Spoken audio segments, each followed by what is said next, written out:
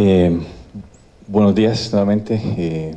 Voy a tratar de presentar lo que es el rol del BID en la promoción de pagos basados en resultados para red.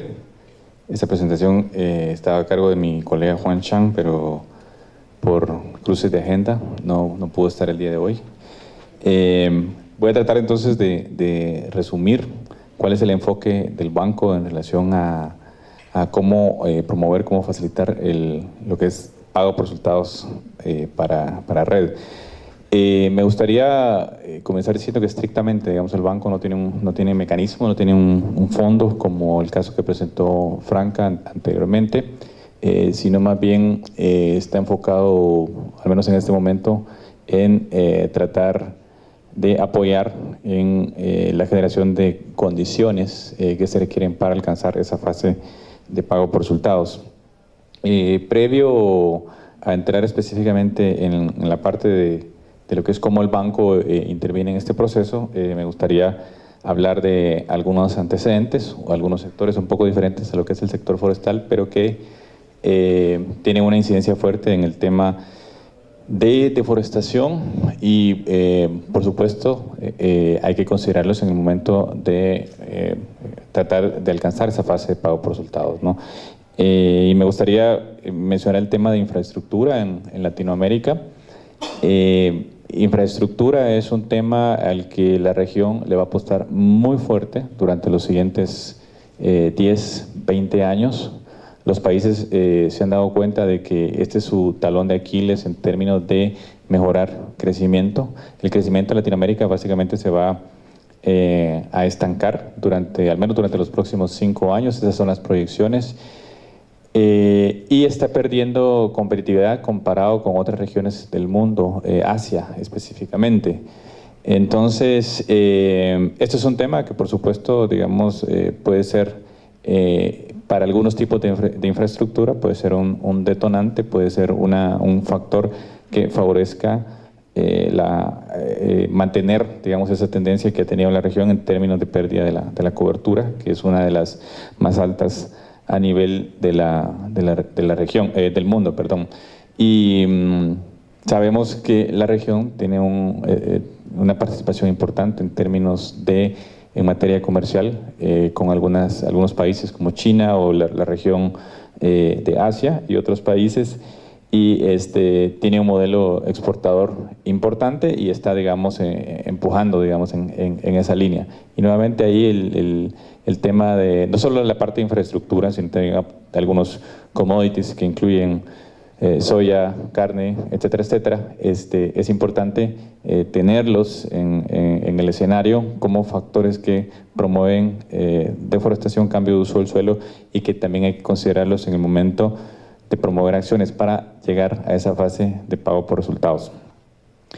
Y bueno, creo que la mayoría de los que estamos acá conocen esa curva de cómo los países pasan por un proceso de cambio en la cobertura forestal, y como muchos, digamos, en ese modelo de crecimiento pierden una buena parte de la cobertura forestal. Algunos, después de pasar por esa curva, la parte baja de la curva, bueno, inician un proceso de recuperación de la misma. Sin embargo, la mayor parte de países de Latinoamérica se encuentran en esta parte todavía, ¿no?, de la curva. Y como mencionaba, Latinoamérica es de las regiones con las más altas tasas de deforestación, y donde cambio de uso del suelo, especialmente deforestación, es uno de los principales contribuyentes en términos de emisiones de gases de efecto invernadero. Si uno quisiera ver un modelo hipotético, digamos, de qué es lo que ocurre en ese proceso de avance de la frontera agrícola, la habilitación de infraestructura, especialmente, digamos, uno esperaría más o menos esto, que en áreas donde hay acceso o se facilita el acceso, comienza un proceso de habilitación de actividades productivas, principalmente agricultura, ganadería, y conforme uno se va alejando de esos accesos, uno puede encontrar otros tipos de productos posiblemente menos perecederos, en el caso café, algunos cultivos como nueces, cacao, la misma ganadería, ¿no? Y luego va pasando un proceso de bosque en transición, bosque secundario, hasta llegar al bosque primario. Digamos, esto es más o menos lo que uno encontraría en un paisaje. Si uno quisiera verlo, digamos, a nivel de un territorio mucho más grande, este es, por ejemplo, el caso del Amazonas, que precisamente ha pasado por ese proceso, ¿no?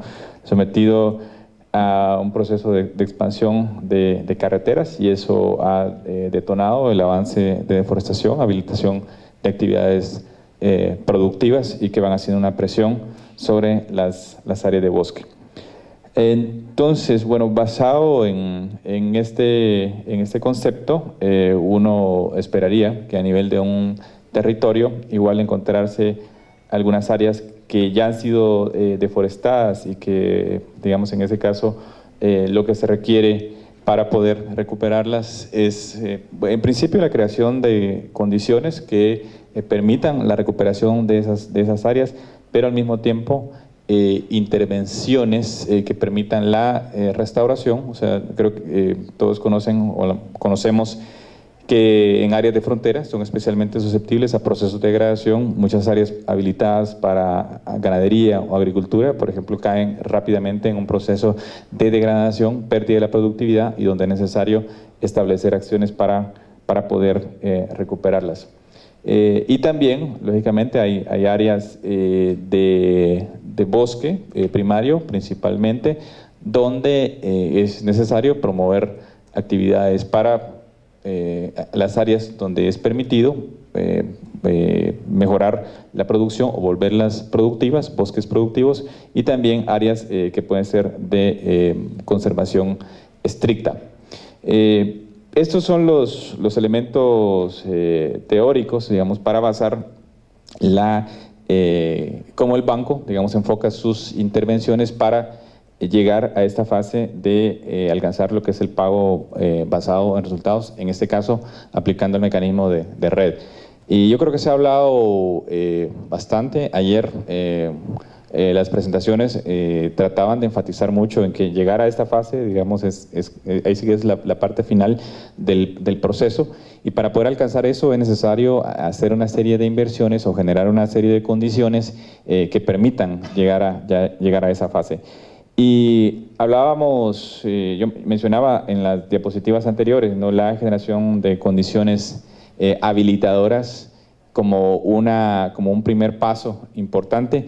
Y en ese caso, por ejemplo, el banco tiene intervenciones en materia de promover gobernanza y gobernabilidad en algunos territorios, el tema de regularización de la tenencia de la tierra, por ejemplo, el tema de fortalecimiento de la base organizativa de grupos vinculados al manejo de los territorios, el mismo proceso de creación de condiciones para poder hacer un proceso de monitoreo, reporte y verificación, etcétera, etcétera. O sea, y hay varios casos que tiene el banco en la región. O sea, conozco más los de Guatemala, y podría citar, digamos, en la parte norte de Guatemala una serie de intervenciones que tiene el banco a través de préstamos, cooperación técnica, etcétera, etcétera, que están enfocados en esta parte, ¿no?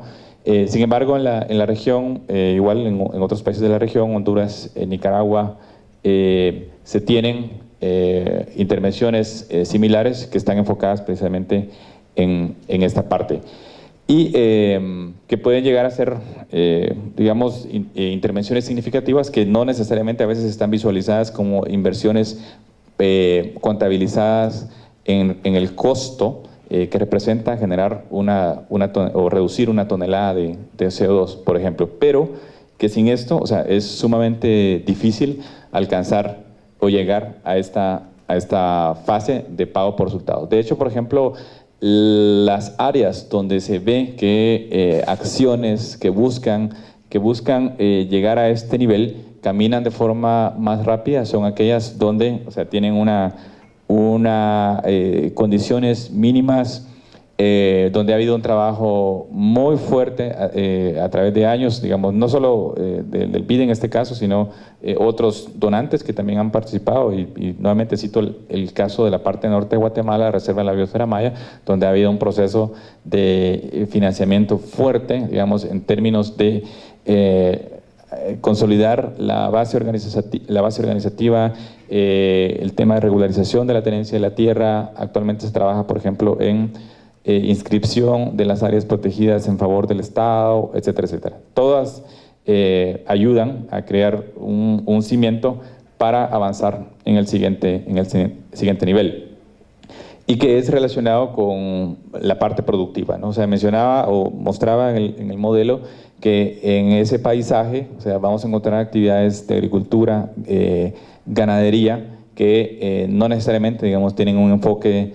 sostenible, sino que en muchos casos son prácticas que han degradado el recurso, suelo, agua, etcétera, y que es necesario apoyar en un proceso de recuperación.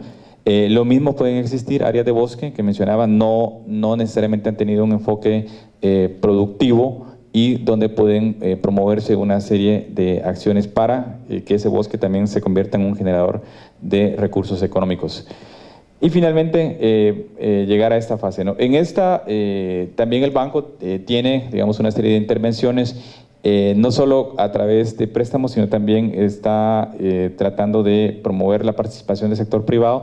Sobre este tema, mi colega que tiene la presentación más tarde va a presentar algunos casos específicos de cómo el banco, digamos, apoya o trata de apoyar en esta área, en estos temas, como una condición básica también para facilitar el llegar a lo que es el pago basado en resultados. Y finalmente, en esta última nivel de la pirámide, el banco juega un rol más bien facilitador. O sea, como mencionaba, el banco no tiene fondos específicos que estén enfocados en el pago por resultados, como en el caso de los que presentaba Franca anteriormente, sino más bien incluso, digamos, participamos, apoyamos, en el caso del FCPF, por ejemplo, y el FIP, también como socios implementadores, para apoyar a los países en la implementación de esos mecanismos. Y actualmente también se están apoyando algunos casos, como en Colombia y en el mismo Brasil, para que los países puedan acceder a este y otros tipos de mecanismos de financiamiento basado en pago por resultados. Entonces, el mayor trabajo, digamos, está en esta parte, ¿sí? Y un poco menos en esta otra, ¿no? Por lo que mencionaba, igual llegar a esta fase requiere un esfuerzo muy fuerte en estas dos primeras.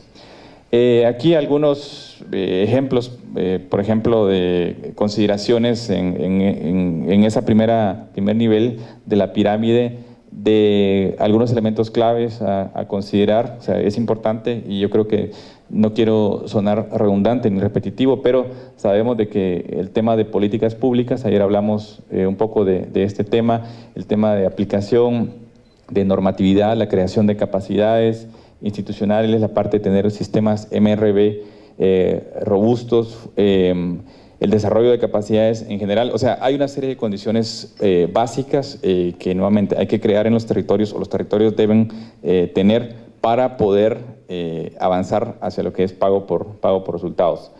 Lo mismo en el tema de la parte productiva. Digamos, mencionábamos que las áreas de frontera, de avance de frontera agrícola, o sea, son muy propensas, o en muchos casos caen rápidamente en un proceso de degradación, en los cuales es necesario intervenir para recuperar esas áreas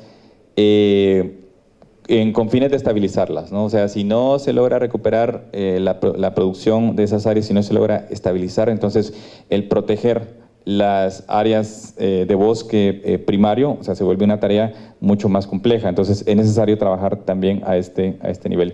Lo mismo mencionábamos áreas de bosque que tienen potencial para hacerlo productivo.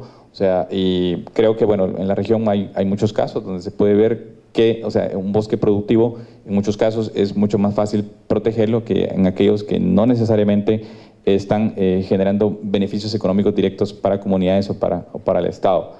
Y finalmente también, bueno, sabemos que la región tiene un sistema de áreas protegidas bastante significativo, o sea, en muchos casos, muchas áreas bajo fuertes amenazas, en otras áreas prácticamente existen en papel, pero que muchas juegan un rol importante, bueno, digamos en términos en este caso de sumideros de carbono, áreas de almacenamiento de carbono y donde también, digamos, pueden en algún momento o están generando emisiones de gases de efecto invernadero y donde también estamos enfocados en apoyar para tratar de conservar las mismas, ¿no?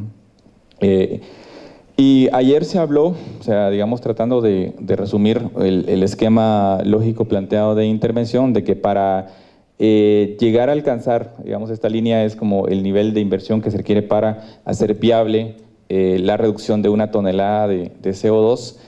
Para llegar a alcanzar ese nivel mínimo de inversión, o sea, es necesario escalonar diferentes tipos de inversiones, ¿no? O sea, es necesario la participación del Estado, es necesario la participación de financiamiento bilateral, multilateral, pero también de inversión privada. Y como trataba de enfatizar, o sea, es necesario, digamos, considerar la intervención a nivel de paisaje, de un territorio, no necesariamente estar enfocados únicamente en la parte de bosque, porque las amenazas sabemos que vienen de afuera, ¿no? Creo que es algo que hemos estado repitiendo desde ayer. Sin embargo, manifestarlo a través de intervenciones a nivel de territorio es un desafío un poco más grande, ¿no? Y es ahí donde estamos tratando de enfocarnos. Muchas gracias.